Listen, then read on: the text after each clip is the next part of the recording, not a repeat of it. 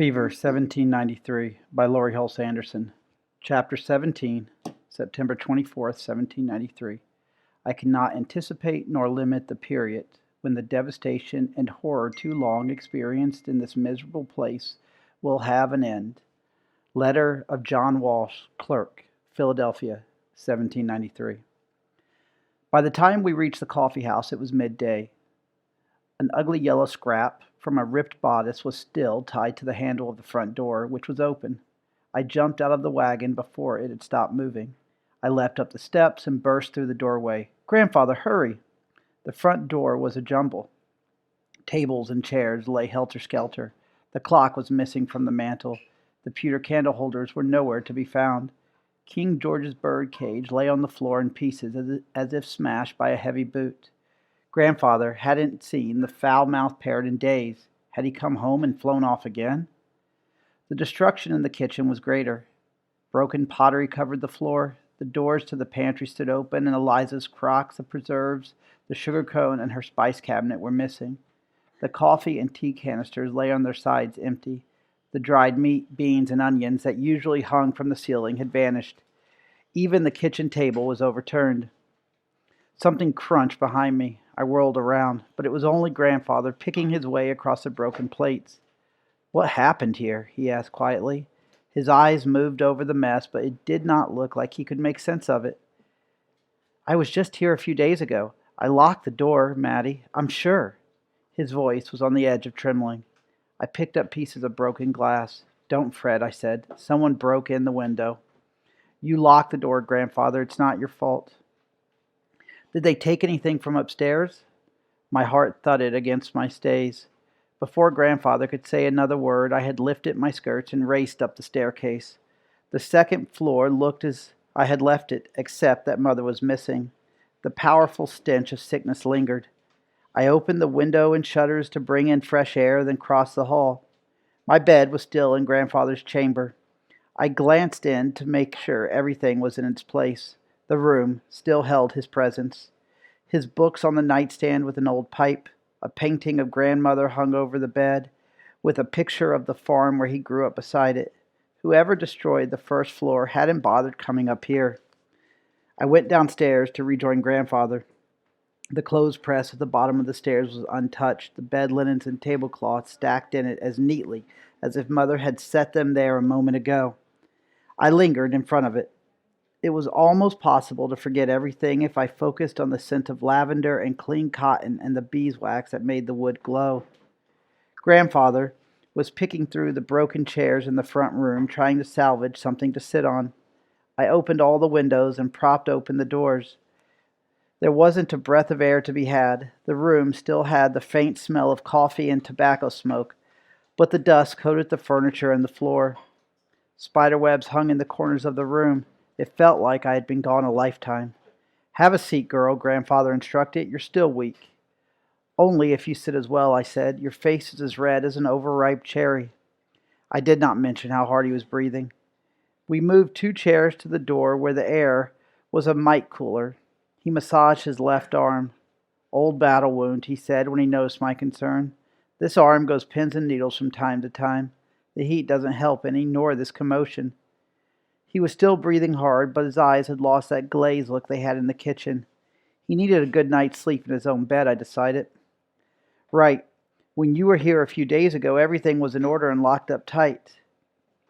You thought that Mother had gone to the Luddingtons' farm. And Eliza," he said.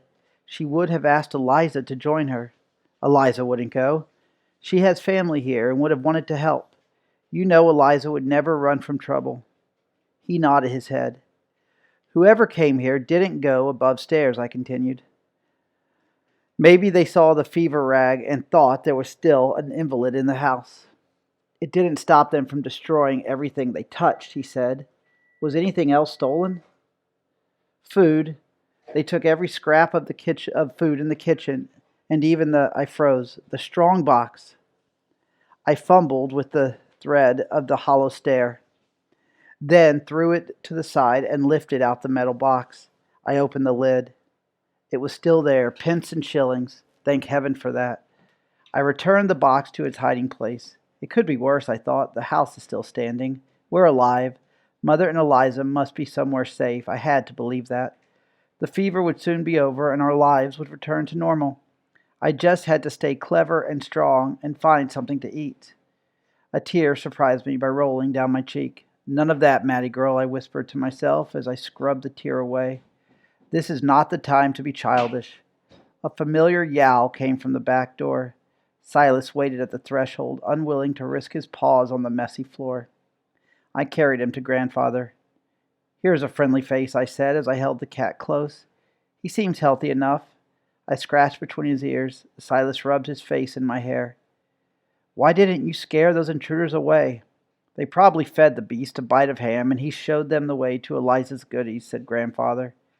He tried to lift his sword and scabbard in its place over the mantel, but his arms shook too badly. I set Silas down and took the sword from him. "Let me help you," I said. I raised the sword to its resting place. "Thank you, my sweet," Grandfather said. "Don't know what's come over me." "I know," I said firmly. "We've just come through a battle and you need time to recuperate." I wagged my finger at him like a commanding officer. "Captain Cook, you must report to your bedroll immediately for an exhausted leave." "Sir, fresh water will be fetched for you." He saluted me. "Yes, ma'am, General Mattie." I listened with envy as his boots shuffled up the stairs and clumped into his chamber. I wanted to take a nap. Why couldn't someone else come to clean up the mess and fetch the water? Silas looked at me skeptically. "You're right," I sighed. "If I don't do it, no one will. But first, I need something to eat." Even Mother believed in a good meal before chores. "Let's get Grandfather's water and see what we can salvage for supper." Silas followed me outside. Oh my gracious. The garden looked dead.